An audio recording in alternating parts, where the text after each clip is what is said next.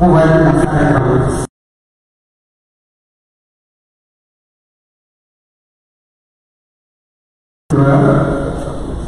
vous avez la parole.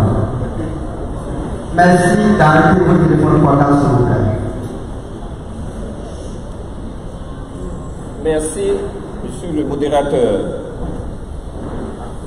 Mesdames et messieurs de la presse, je tiens à vous adresser mes sincères remerciements d'avoir répondu massivement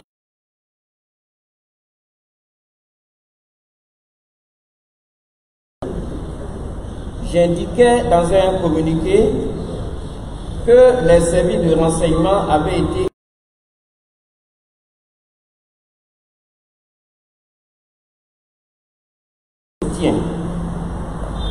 projetés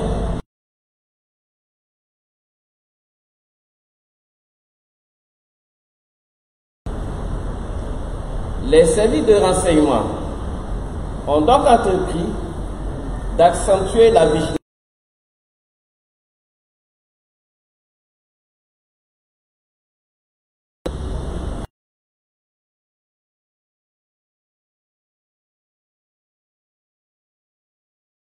d'un pays d'Europe où il ne se privait pas de jeter l'anathème et le discrédit sur les institutions en place.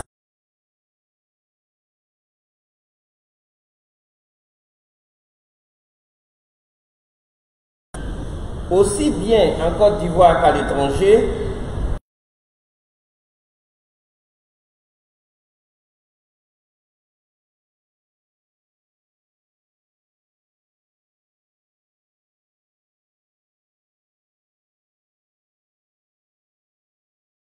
d'être isolé était constitutif d'un complot qui devait aboutir à une insurrection civile et militaire. Les éléments en possession des services de renseignement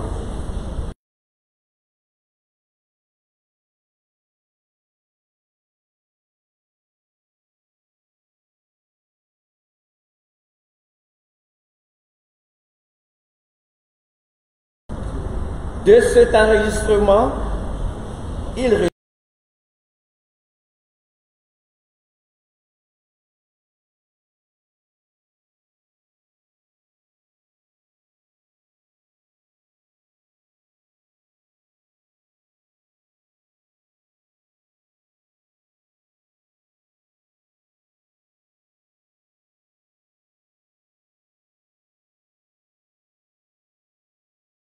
jeunes, on a l'armée. Ahmed a essayé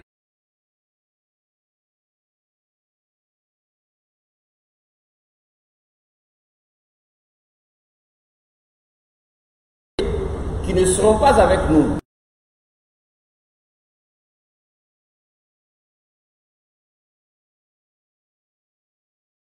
Le monde. On ne va pas commencer là-bas, soit dit en passant Boaké. Mais les gens sont très sereins.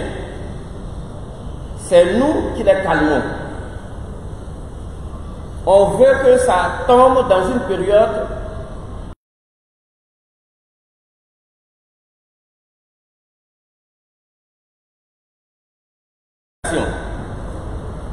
on a la télécommande. C'est pourquoi ce qui va se faire en amont avec la communication qui va discréditer le régime et tout, mais je retiens que j'ai un délai à ne pas dépasser d'1 an. En fait,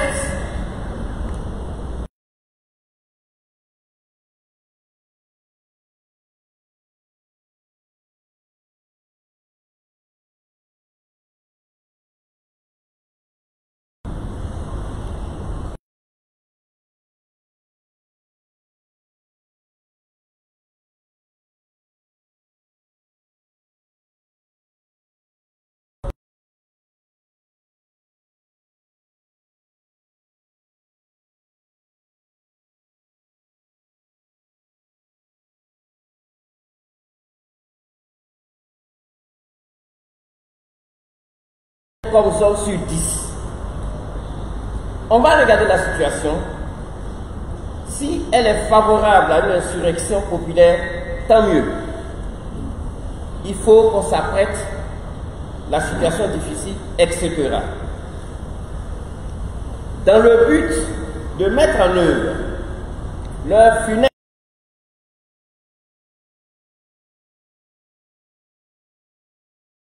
dont des parlementaires, sous le prétexte que l'avion de ce dernier aurait été dérouté par les autorités aéroportuaires, diffusaient de fausses nouvelles et appelaient à l'insurrection populaire. Vu la gravité des faits et en raison de la flagrance de ceux-ci, j'ai immédiatement ordonné à la direction de la surveillance du territoire DST de procéder à la recherche et à l'arrestation de tous les mis en cause. Par ailleurs, je voudrais porter à votre connaissance que le vendredi 20 décembre 2019, le parquet a été saisi d'une plainte formulée par l'agent judiciaire du Trésor agité contre messieurs Cissé Mori, Koné Kamaraté Suleiman, Nguissan René, la société civile immobilière Ebur, Soro Kifabri Diom et tous autres pour les faits de détournement de deniers publics, recel de détournement de deniers publics portant sur la somme de 1,5 milliard de francs et complicité des dix faits. À l'appui de sa plainte, l'agent judiciaire du Trésor expliquait avoir découvert un relevé du Trésor public duquel il résultait que la somme indiquée plus haut avait été transférée sur le compte de Maître Nguissan René, notaire en résidence à Abidjan, pour l'acquisition d'un bien immobilier en 2007. Le 26 septembre 2019, ayant constaté que le dit bien immobilier n'avait jamais intégré le patrimoine immobilier de l'État et que bien au contraire, le gérant de la SCI Ebur tentait de procéder à son immatriculation dans les registres de la conservation foncière et du domaine, une réquisition était adressée à l'officier public qui confessait avoir conclu avec les fonds publics reçus la cession projetée au profit de la SCI Ebur d'un terrain urbain bâti à Makori résidentiel. Les investigations effectuées révélaient en outre que la SCI Ebur, acquéreuse du bien immobilier litigieux, avait été créée par deux associés, à savoir M. Cissé Mori et Koné Kamaraté Suleiman. Le dernier cité étant l'ancien directeur du protocole de l'ancien président de l'Assemblée nationale, M. Soro Kibafori Guillaume. Enfin, il était découvert que le dit terrain urbain bâti abrite une villa habitée en réalité par M. Soro Kibafori Guillaume, lequel, depuis de nombreuses années, jouissait du dit bien immobilier acquis intégralement avec des deniers publics par l'entremise de sociétés prête-nom, et cela au détriment de l'État de Côte d'Ivoire. Au regard de ce qui précède, une information judiciaire a été immédiatement ouverte contre M. Soro Kibafori Diom pour présomption grave de tentative d'atteinte contre l'autorité de l'État et l'intégrité du territoire national et au complot contre l'autorité de l'État, de recel de détournement de deniers publics et de blanchiment de capitaux, contre tous autres pour présomption grave de tentative d'atteinte contre l'autorité de l'État et l'intégrité du territoire national et de complot contre l'autorité de l'État. Contre messieurs Cissé Mori, Koné Kamaraté Suleiman, Nguissan René, la SCI EBU et 12 autres pour présomption grave de détournement de deniers publics portant sur la somme de 1,5 milliard et complicité des dix faits. Messieurs Alain de Rognon et 14 autres pour les faits d'attentat et complot contre l'autorité de l'État, trouble à l'ordre public, diffusion de fausses données tendant à jeter le discrédit sur les institutions de la République. Ces faits sont prévus et punis par les articles 28, 32, 162, 163 et 190 du Code pénal. Les articles 33, 34, 60, 63 et 65 de l'ordonnance numéro 2013-660 du 20 septembre 2013 relative à la prévention et à la lutte contre la corruption et les infractions assimilées. Les articles 7, 99, 117, 113 et 118 de la loi numéro 2016-992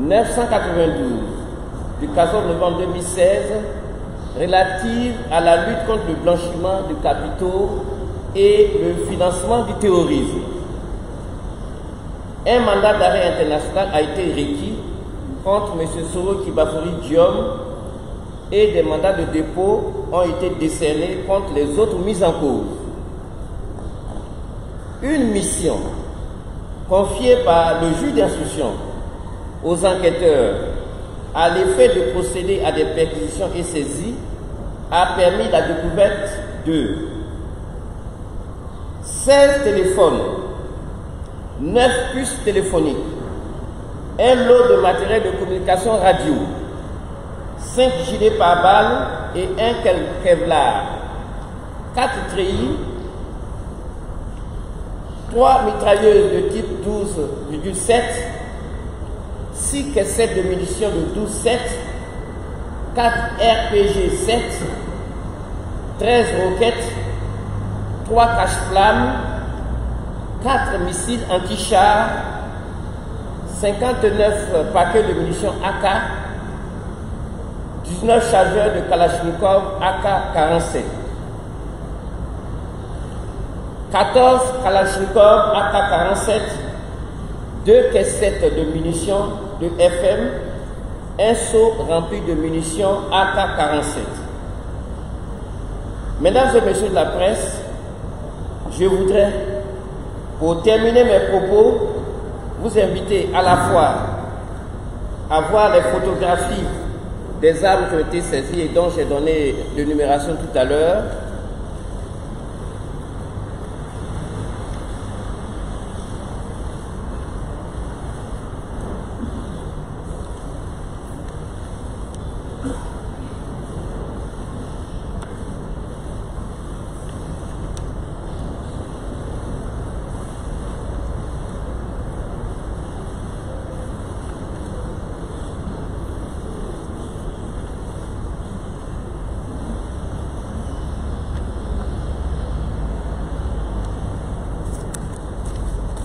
Après donc vous avoir présenté les photographies, je voudrais vous inviter à écouter attentivement cet enregistrement sonore.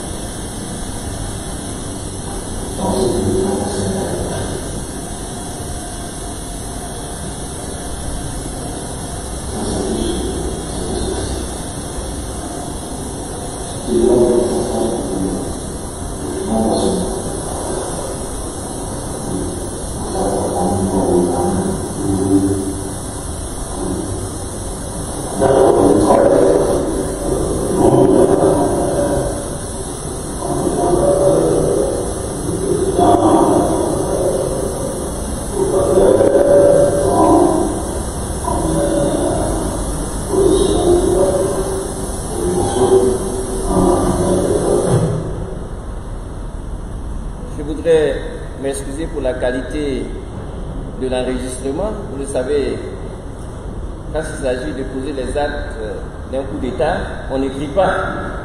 Si on avait écrit, vous aurez eu une meilleure lisibilité, mais évidemment, ce sont des paroles qui sont d'abord données et qui font l'objet d'enregistrement. Alors, c'est cette bande sonore. Merci, M. le Procureur. Chers amis de la presse, nous avons commencé à série de questions-réponses. Nous allons commencer par une série de 5 personnes.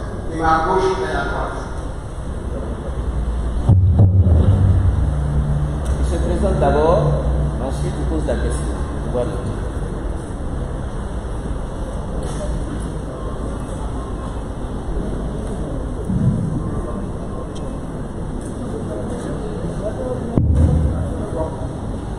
Merci, Monsieur le Procureur. Je suis Eric Bayana, du journal de la Gazette. Dans l'enregistrement sonore de notre député, le nombre 8400 est apparu. Et nous savons tous ici que pour la première fois, nous avons entendu ce nom, c'est suite à la mutinerie de janvier 2017. Quelques mutineries ont organisé la découverte d'armes au domicile de M. Babaké Souleymane, alors directeur du protocole de M. Zoro qui m'a fourni de nous. Les faits, les indices en liaison avec les autres, sont-ils en rapport avec le présent mandat d'arrêt fait suite à la tentative de coup d'État dont il est logé? Merci.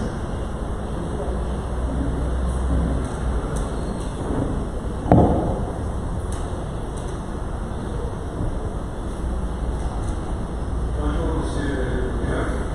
Merci pour votre participation. Je suis Omar Sako, du quotidien L'Essor Iwadi. J'ai une petite question à vous poser.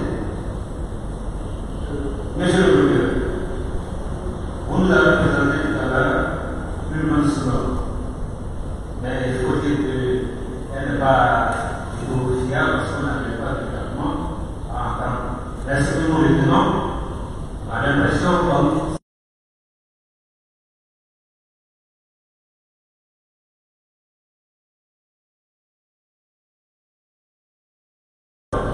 unité?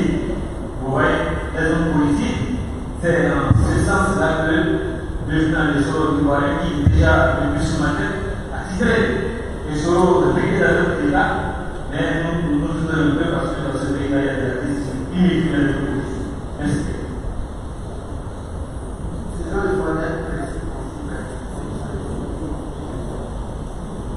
Merci beaucoup, monsieur le Procureur. Je m'appelle Daouda Koulibaly, je suis journaliste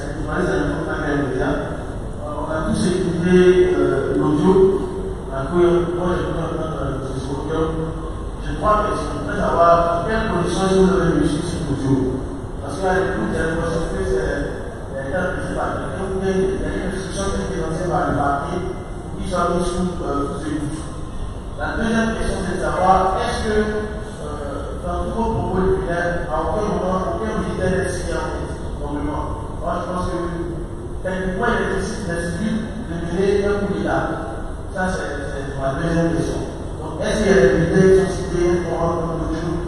Et la troisième question, c'est de savoir pourquoi l'État de Côte d'Ivoire n'a pas assuré ce groupe qui pose son affaire en Côte d'Ivoire pour qu'on puisse faire le travail sur lui.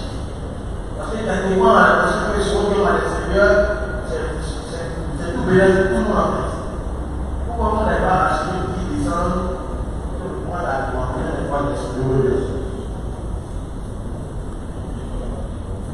Merci, Monsieur le Procureur. Je suis Sekavan, journaliste à l'Ivoire TV.presse. Alors, Monsieur le Procureur, je vous propose de dire que le Trésor public a porté plainte le 20 décembre 2019 pour une histoire qui a pratiquement eu lieu en 2007. Pourquoi avoir attendu si longtemps? N'est-ce pas le désamour qui existe sur le lieu entre Soro et le président pour cela? Merci. Bonjour, Monsieur le Procureur. Je suis David Diarra, journaliste en Afrique sur 7. J'ai deux questions. La première. Journaliste à Afrique sur 7. David Diarra. Avant son retour, Diop Soro avait déjà annoncé la date. Alors, vous étiez informé de la date de son retour à Abidjan. Pourquoi vous n'avez pas officialisé la poursuite contre lui et avoir attendu le jour J de son retour? Ça, c'est la première question. Deuxième question, puisque vous avez lancé un mandat d'arrêt international contre lui, comment s'est-il fait qu'il ait pu quitter le Ghana et retourner en Europe sans être impliqué? Merci. Nous avons atteint la première série de ces questions. Monsieur le procureur, vous avez le mot. Merci beaucoup à tous ceux qui ont posé des questions. Monsieur Eric Bagala de la Gazette d'Abidjan a parlé des 8400 qui avaient fait une itinéraire qui a abouti à la découverte des armes chez M. Soukousoul, qui était l'ancien directeur protocole de M. Soro Guillaume. Est-ce que cela a un rapport avec l'actuel coup d'État OGT? Effectivement, aujourd'hui, nous avons eu des informations. Je l'ai indiqué, ce sont les services de renseignement qui, dans le cadre de leur mission, ont pu intercepter des audios. Ils ont pu également trouver des personnes qui s'apprêtaient à venir porter un coup aux institutions de la République. Mais j'ai également indiqué qu'à ce stade de mon propos, nous n'avons pas tous les éléments. D'ailleurs, c'est pour cela que nous avons ouvert une information judiciaire qui a permis au juge d'instruction de donner une mission aux enquêteurs dans le cadre de la poursuite de leurs investigations. Je ne voudrais pas anticiper au risque de me tromper, mais sachez que c'est à l'issue de toutes les investigations qu'on saura est-ce que les liens étaient évidents, est-ce que les personnes qui étaient dans les 8400 sont toutes impliquées, quelles sont les ramifications. Mais de début de propos, je ne pourrais pas vous en dire plus. Les enquêtes, n'est-ce pas, qui se poursuivent, nous permettront d'avoir plus d'éléments. Monsieur Romain Sako de l'essor du quotidien L'Essor Ivoirien. Il a dit exactement qu'en écoutant la bande sonore, il a eu l'impression d'entendre la voix de l'ex-président de l'Assemblée nationale. Mais il a également dit, ou s'est inquiété de savoir qu'aujourd'hui, en Côte d'Ivoire, il y a beaucoup d'artistes imitateurs. Alors, est-ce que ce n'est pas un montage? Je peux le rassurer. Parce que si c'était un montage, on aurait pu la rendre d'abord plus audible. C'est pour ça que je me suis excusé à la fin de l'audio. C'était un montage, on allait faire des choses très claires. On a utilisé des articles qu'il faut, on aurait même pu faire un film. Aujourd'hui, on a la possibilité de maquiller des personnes pour faire un film. Ce qu'on vous a donné, c'est ce qui a été intercepté par les services de renseignement. D'ailleurs, les intéressés, les personnes mises en cause ont la possibilité de commettre des avocats et c'est la procédure judiciaire qui est en cours.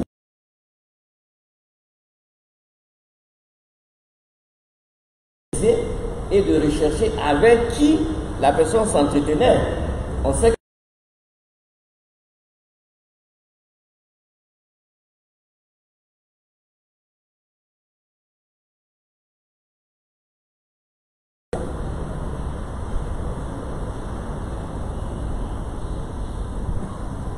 alors, M. Daouda Koulibaly a dit que est-ce que ce n'est pas le parquet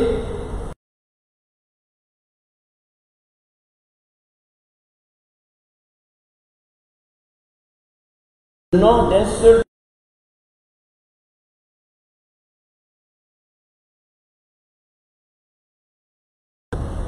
et qu'il n'a pas eu le nom d'un seul militaire impliqué. C'est ce que j'ai dit, ça rejoint un peu la première réponse.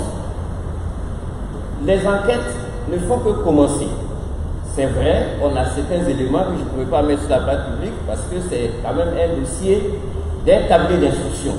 Et puis, évidemment, si vous dites à quelqu'un que ton nom a été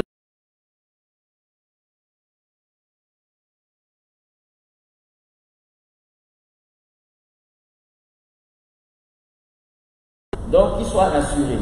il y a certaines personnes, parce qu'effectivement, même dans l'audio, ça a été dit, les gens se tiennent prêts. On doit éviter un bain de sang. On a la puissance de feu. Tout ça, ce ne sont pas des civils qui utilisent la puissance de feu. On est bien d'accord que ces forcément sont des militaires. Mais on ne pourra pas donner leur nom à présent.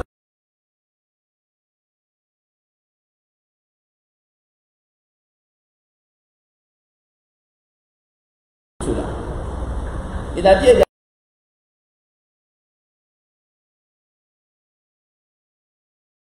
ayant tous ces éléments, pourquoi on n'a pas racheté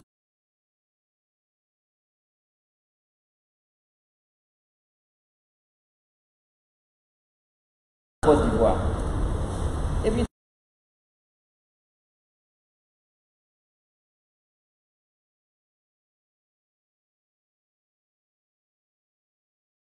là, l'avion quittait le Bourget pour atterrir à Abidjan.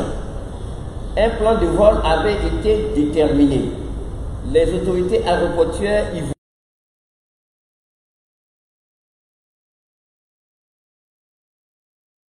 ça nous le savons, et je le sais parce que le DG de la LAC qui était sur le plateau du 20h avec moi le 23 l'a également indiqué que toutes les autorisations, en tout cas ivoiriennes, avaient été obtenues. Mais évidemment, ce ne sont pas les autorités ivoiriennes qui pilotent l'avion. À un moment, l'avion a décidé de prendre une autre destination. Mais on ne pouvait pas, de ce que dirait le DG de la LAC, on ne pouvait pas influer sur la destination d'un avion. Donc je crois que c'est pour cela que l'avion n'a pas pu atterrir ici. Monsieur Sekavan de Ivoire TV.net. Le Trésor public a déposé la plainte le 20 décembre 2019 pour une affaire qui a commencé en 2007 où l'acquisition a eu lieu. Est-ce que ce n'était pas une façon? Pourquoi c'est seulement maintenant? Il faut dire que, en ce qui concerne d'abord la corruption, les détournements de deniers publics, les faits sont poursuivis à la date où ils ont été découverts. Effectivement, c'était en 2007 que ça s'est passé. Mais en 2007, les fonds sont sortis des caisses du Trésor public pour acquérir un bien immobilier pour le compte de l'État de Côte d'Ivoire.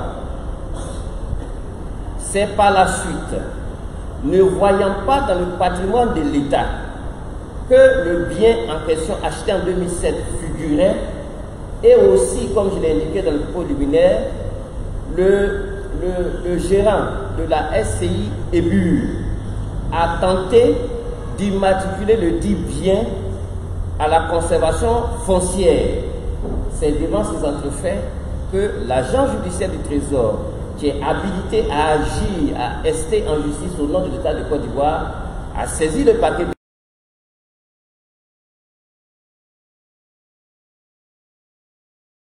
Monsieur David Yalou de Afrique 7. La date de retour de M. Soro Abidjan était connue. Pourquoi n'avoir pas anticipé car l'enregistrement existait?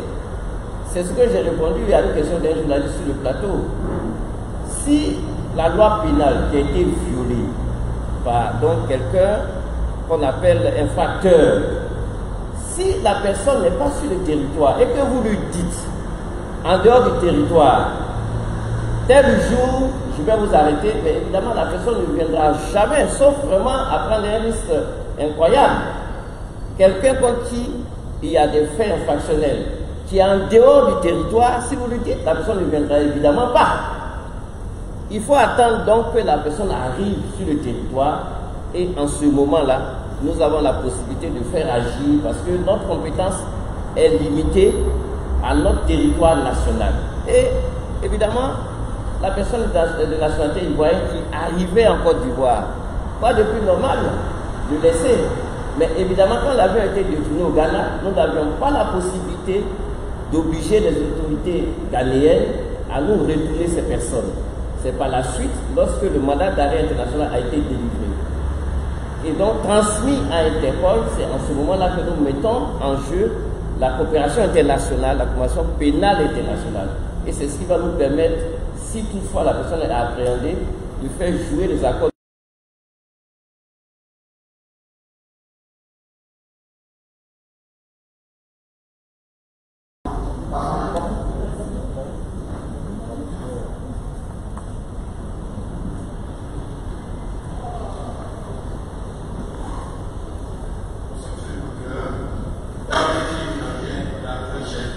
Je n'ai pas bien entendu. Le nom.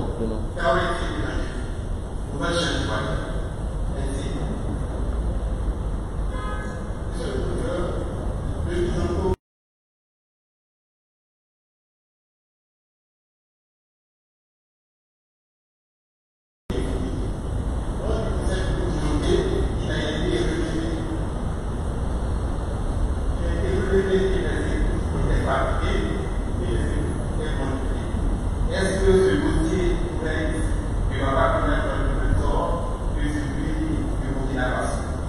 Est-ce que le parti qui poursuit pourrait réunir à une expertise acoustique pour asseoir ou légitimer son accusation? Vous avez relevé dans votre solitaire un mandat d'arrêt international a été émis. Aujourd'hui, avez-vous la position géographique mise en cause? Pouvez-vous nous dire à ce stade de votre procédure où est-ce que nous avons progressé? Et avez-vous des assurances qui justifient la réduction du mandat qui est initialisé?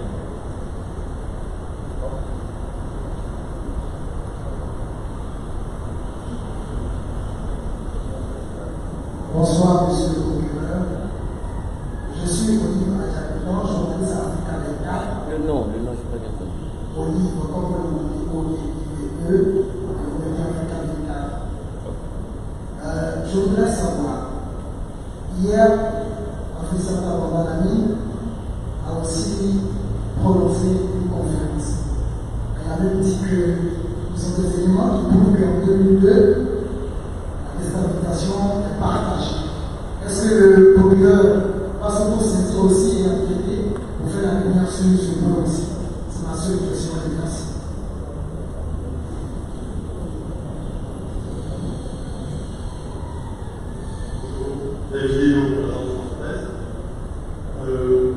Vous avez présenté une captation sonore faite par les services de renseignement ivoirien. Ce que vous avez dit. Quand et comment a été cette captation présentée comme les conseils de ce rôle? Lentement, je ne peux pas. Parlez lentement, parce que quand vous parlez. Oui. Savez-vous quand et comment a été faite cette captation que vous nous présentez comme les conseils de ce rôle, sachant que il était en voyage en Europe d'ici à 10 mois et que depuis quasiment en Europe tout le temps depuis au moins un an. Faites-moi l'expression pourquoi.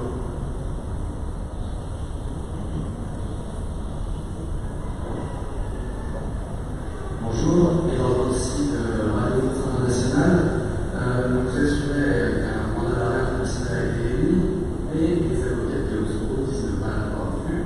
Alors, est-ce que vous pouvez le présenter? Et deuxièmement, Guillaume Soro serait en Europe. Est-ce que vous êtes certain de la coopération des pays qui pourraient se retrouver dans le cadre d'accords bilatéraux? Merci. Merci, monsieur le procureur, Eric Koubani de Saint-Denis. Moi, je m'intéresse plutôt aux autres pays en cause, 15 personnes arrêtées pour les mêmes faits. Alors, il y a parmi eux des députés. Qu'en est-il de leur immunité parlementaire? Merci. Voilà, nous avons aidé la plusieurs séries de cette question. Je voudrais encore une fois remercier les uns et les autres pour les questions qui ont été posées. M. Traoré de la nouvelle chaîne ivoirienne NCI a estimé que le mis en cause était impliqué dans un dossier similaire au Burkina Faso et que lors du procès, les écoutes ont déclaré avoir été préfabriqués et écartés. Est-ce que le parquet entendait faire une expertise acoustique? Je crois qu'on a déjà répondu à la question. Pour le moment, le dossier fait l'objet d'une information judiciaire. Il y a un juge d'instruction. Et les mis en cause ont également des conseils, des avocats. Moi, en tant que procureur, je les accuse. Il appartient à ceux qui veulent se défendre de demander une expertise graphologique ou phonique, mais dans tous les cas, cette expertise sera faite à leur demande. Nous n'avons pas de problème. L'essentiel, c'est que l'écoute téléphonique qui a été faite au Burkina ne peut même pas nous intéresser ici parce que ça s'est passé dans un autre pays et nous n'étions pas là-bas pour savoir exactement comment on a pu les produire. Mais je peux vous assurer que ce que nous avons ici, c'est nos services de renseignement qui ont pris toutes les précautions. Et loisir est aux avocats de contester et de demander donc une expertise pour pouvoir s'assurer de l'authenticité. Il a également dit que dans le propos liminaire, j'avais indiqué qu'un mandat d'arrêt international a été délivré contre M. Soro Kibafuri Diop et des mandats de dépôt et mandats d'arrêt contre ceux qui étaient au niveau national. Est-ce que nous maîtrisions sa position géographique? Quelle est sa résidence? Avons-nous des assurances de là où il réside? Au moment où nous avons émis le mandat d'arrêt international, la personne se trouvait au Ghana, parce que l'avion venait d'atterrir dans ce pays. Par la suite, nous savons que la personne a pris la destination dans un pays européen. Mais évidemment, comme je l'ai indiqué, les autorités ivoiriennes sont compétentes sur l'ensemble du territoire national. Dès lors qu'on est en dehors du territoire national, nous ne pouvons que faire jouer la coopération pénale internationale. Et comme je l'ai indiqué également, nous avons saisi les services d'Interpol. Je ne vais pas vous expliquer Interpol, nous savons que c'est la police internationale qui permet, lorsqu'un pays est affilié, qui permet, lorsqu'un mandat d'arrêt a été lancé, de pouvoir éditer des notices qui permettent donc d'interpeller la personne. Monsieur Goli d'Africa 24. Hier, Mme Mafoussiata Bambalamine a parlé de ce que M. Soro Diop aurait reconnu le coup d'État de 2002. Est-ce que nous allons poursuivre cette opération de déstabilisation? Évidemment, je ne pouvais pas répondre là maintenant parce que, comme je l'ai indiqué, le dossier se trouve chez le juge d'instruction qui va donc investiguer et à l'issue de ces enquêtes, le parquet va décider de saisir la juridiction compétente.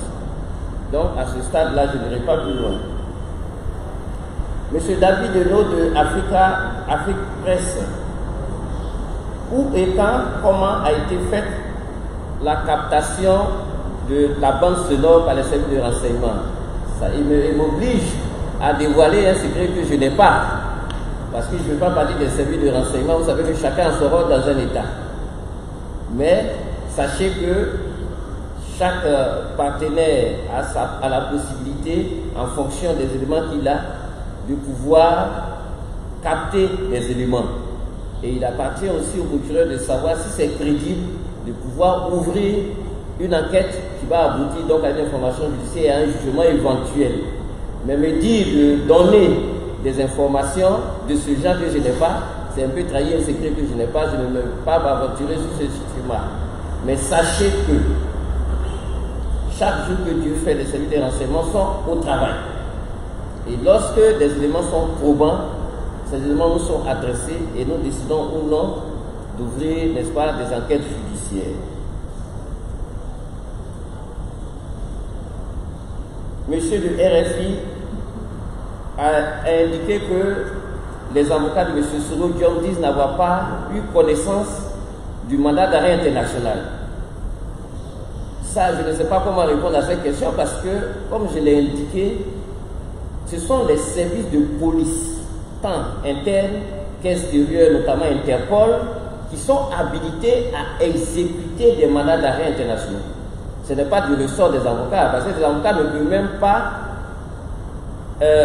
organiser des recours ou initier des recours contre les mandats d'arrêt internationaux.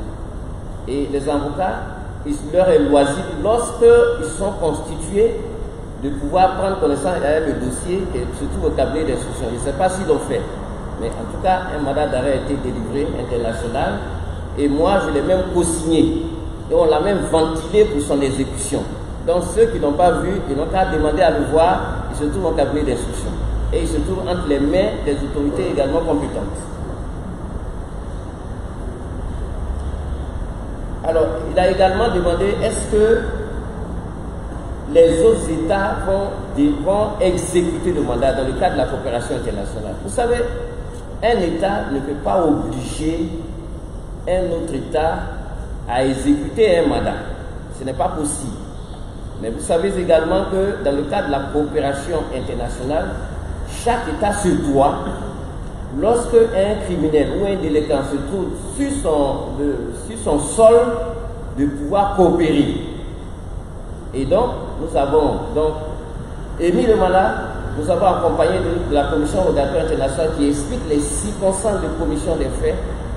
Et on est bien sûr que la personne ou tout État qui estime que les faits sont assez probants doit permettre à l'État, au ressortissant d'un autre État qui vient donc trouver asile chez lui, doit lui permettre d'aller s'expliquer devant sa juridiction. Je crois que c'est un minimum.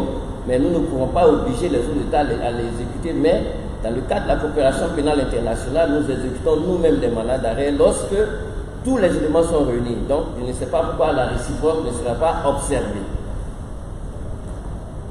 Monsieur Eric Koulibaly a terminé en disant que parmi les mises en cause qui ont été appréhendées, nous avons des députés.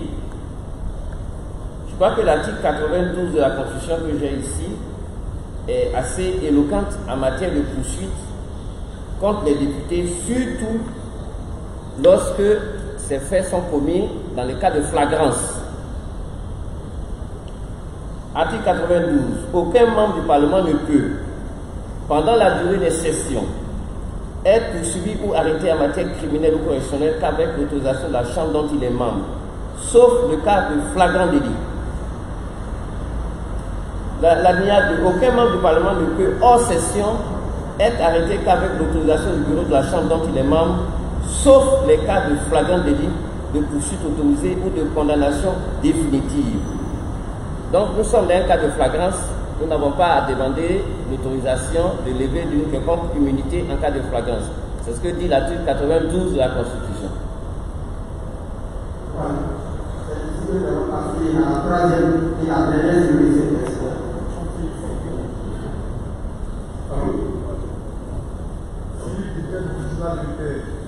Le nom, s'il vous plaît, je vais pas. Si il y a des tribunal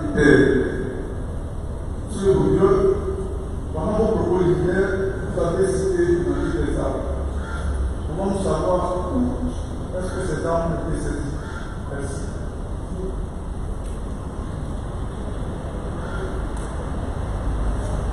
Bonsoir, s'il vous plaît. Je suis après ça, et obtient le temps. S'il vous plaît, je veux savoir d'abord, parce que vous êtes aussi policier, vous comprenez le presse, on va déjà voir ça. Il va gagner, sans quoi, vous avez fait quoi? En une question, vous dites que l'affaire est très grave. Est-ce que vous avez tout fait, est-ce que vous pouvez qualifier ce que vous avez l'État? Est-ce que vous pouvez tout faire avec un accusateur pour écarter celui qui, encore une fois, peut le juger? Et si à Bruxelles, quelles sont les actions qui en cours? Merci beaucoup.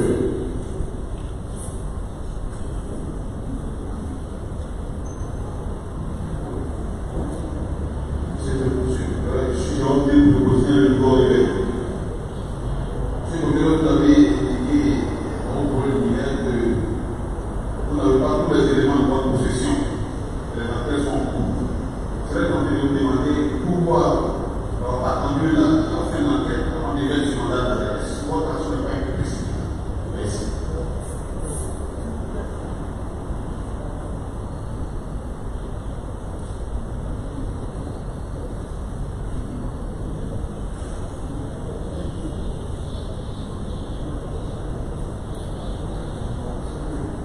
je suis à ça de mon cours. Juste deux petites questions. La première, c'est de savoir, vous avez parlé de plusieurs personnes qui étaient arrêtées. Parce que je me semble savoir le nombre exact de personnes interpellées. Ensuite, vous avez cité un texte de loi qui faisait allusion au financement du terrorisme. Est-ce que vous accusez, ce que vous accusez du financement du terrorisme ou bien du campagne de l'éducation terroriste?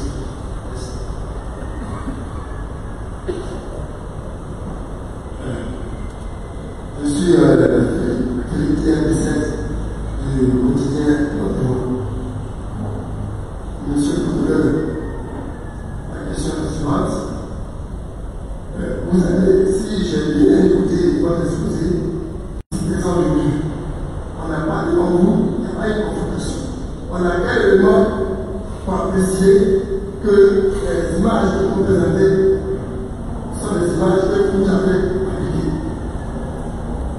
Surtout que, à pointer dans l'affaire Amorba, le président du conseil régional était l'extérieur. Il a découvert qu'il y a des objets communautaires dans sa cour, il a saisi les services de la justice. Avant d'aller en Côte d'Ivoire, malgré ça, il a été arrêté et jugé de façon expectative et condamné. Vous avez dit la troisième et dernière question, monsieur le procureur.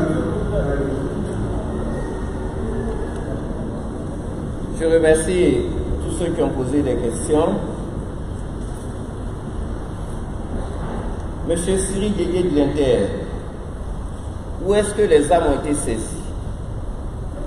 J'ai indiqué que lorsque nous avons eu des informations et que nous attendions donc l'atterrissage de l'avion, nous avons donné mandat au service de renseignement et aux officiers de police judiciaire d'interpeller tous ceux dont nous avons l'assurance qui avaient participé à ce complot. Et donc, une commission rogatoire a été donnée aux officiers de police judiciaire afin d'appréhender les personnes impliquées, de faire des perquisitions dans leur domicile et de pouvoir rassembler les preuves et les indices. C'est dans ce cadre-là que nous avons vu certaines personnes s'empresser d'aller déménager des armes dans certains domiciles. Et c'est ainsi que nous avons pu appréhender ces armes-là. Malheureusement, les personnes avaient déjà pris la clé des champs. Mais nous avons su que dans des domiciles très voisins, des armes avaient été déjà retrouvées. Ce n'est pas des choses habituelles qu'on retrouve tous ces arsenals-là, juste parce qu'on a dit que les domiciles sont perquisitionnés. On a vu des personnes faire des mouvements, aller dans certaines maisons, le temps qu'on arrive, partir avec des éléments. Nous les avons suivis, mais avant d'arriver, on a vu que ces personnes avaient déversé, n'est-ce pas, des armes. Ce n'est pas tout le temps qu'on voit ça en Côte d'Ivoire. Et donc, nous avons saisi donc ces objets-là et nous sommes en train de les identifier et de pouvoir pratiquer avec la police scientifique, savoir à qui appartiennent exactement ces armes et quelle est la provenance de ces armes. Parce que vous savez bien que les armes sont marquées. Si ce sont des armes ivoiriennes, comme je l'ai indiqué, l'information va pouvoir démontrer. Si ce sont des armes de l'armée ivoirienne, on le saura tout de suite. Et ces armes,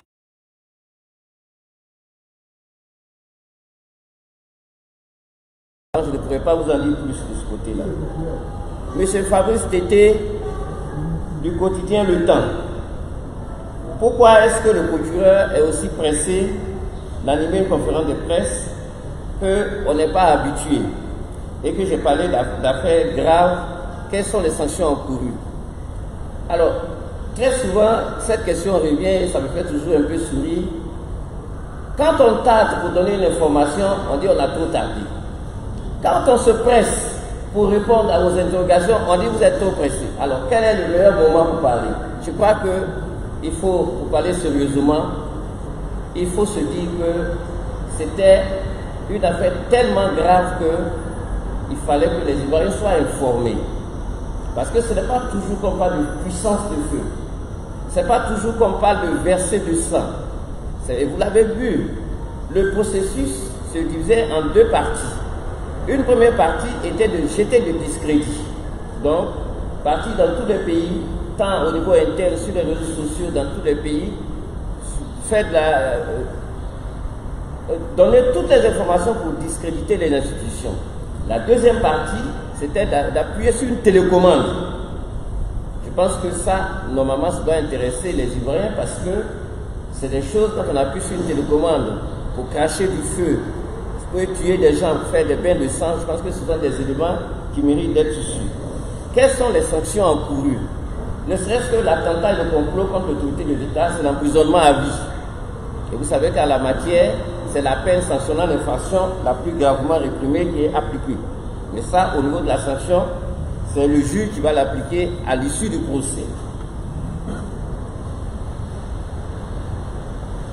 Monsieur Jérôme T. de Nouveau Réveil, l'enquête est en cours, elle n'est pas finie. Pourquoi lancer un mandat d'arrêt? Est-ce que l'action n'est pas précipitée? Vous avez vu que, et je l'ai indiqué, dès le départ, nous n'avions même pas lancé de mandat. C'est lorsqu'on s'est rendu compte que l'avion avait été détourné de Côte d'Ivoire, qu'il allait se poser dans un autre pays, et comme on le sait, nos forces de l'ordre ne peuvent exécuter pour accomplir leur mission que dans le ressort du territoire national. Mais si la personne est en dehors du territoire, il faut un mandat d'arrêt international que ne décerne que le juge d'instruction. Donc, pour rechercher quelqu'un qui est en dehors du territoire, on ne peut que lancer un mandat d'arrêt international. C'est pour cela que nous avons lancé, et ce n'est pas de façon anticipée, parce que autrement, la personne qui sait bien, qui a eu l'information qu'elle est poursuivie, ne va pas venir se rendre. Ce n'est pas possible. Donc, il fallait absolument, pour que ce mandat puisse être exercé, il faut décerner un mandat d'arrêt international. Monsieur Hassan de Banco.net, plusieurs arrestations, quel est le nombre exact? Je pense que nous avons dépassé une quinzaine, mais comme je le dis, pour le moment, ce sont seulement des enquêtes. Rien ne dit que tous ceux qui ont été arrêtés sont coupables. Nous sommes encore, comme je l'ai indiqué, les personnes sont présumées, parce que la juridiction n'a pas encore statué pour certifier leur culpabilité. Donc pour le moment, il y a des personnes arrêtées, plus d'une dizaine, une quinzaine, mais je crois que pour le moment, le travail est au niveau des enquêteurs et du juge d'instruction. Je n'en dirai pas plus. Il a parlé également de la loi qui parle de financement du terrorisme. Est-ce que c'est un acte de terrorisme? Non.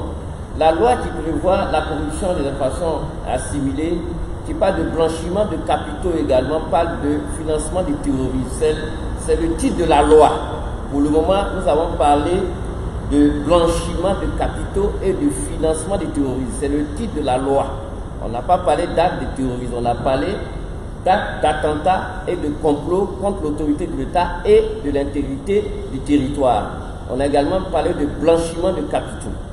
Mais on n'a pas parlé d'actes de terrorisme. Pas encore. Monsieur du quotidien Notre Voix, les suspects ont été arrêtés. On a découvert, comment on appelle ça, un arsenal. Alors, quels sont les éléments qui permettent de les rattacher? Comme je l'ai indiqué dans une première réponse, que tout ce qui est découvert dans le cadre d'une enquête, on appelle ça des pièces à conviction, des saisies. C'est à l'issue des enquêtes qu'on peut, comment on appelle ça, pouvoir imputer ces saisies-là à l'une ou l'autre des personnes poursuivies. Pour le moment, c'est encore trop embryonnaire. Alors, on a parlé de l'affaire Mangwa Jacques. Pourquoi les services de la justice ont fait un procès expéditif? Bon, ça, vous savez, l'affaire Mangwa Jacques s'est déroulée à Bouaké. La résidence dont il s'agit était à Bouaké. Les magistrats qui ont jugé étaient à Bouaké. Et ça fait l'objet d'un procès à l'issue duquel procès, un jugement a été rendu. Appel a été relevé. Donc, je ne voudrais pas ici opiner sur quelque chose que je n'ai pas moi-même, sur l'affaire que je n'ai pas moi-même instruit. Je crois que c'était la dernière question. Nous allons finir avec la dernière série. Chers amis de la presse, ce qui est sûr, on va utiliser toutes les questions. Ce procureur, je crois que cette année, nous allons essayer non plus de procureur à votre disposition pour d'éventuelles informations. Monsieur le procureur, par votre Ben, je voudrais encore une fois dire merci à tous les journalistes qui se sont déplacés. Leur dire merci pour les bonnes questions qui ont été posées et dire que c'est seulement, nous sommes au début de l'enquête et que par la suite, en fonction des résultats de la procédure qui est aujourd'hui instruite au juge, dans le cabinet du juge d'instruction, qui a donné commission obligatoire aux enquêteurs, à l'issue de tout cela, nous saurons, nous vous appellerons pour vous dire ce que cette enquête aura donné. Mais pour l'instant, ce sont ces informations-là que nous avons à vous délivrer et je voudrais vous remercier.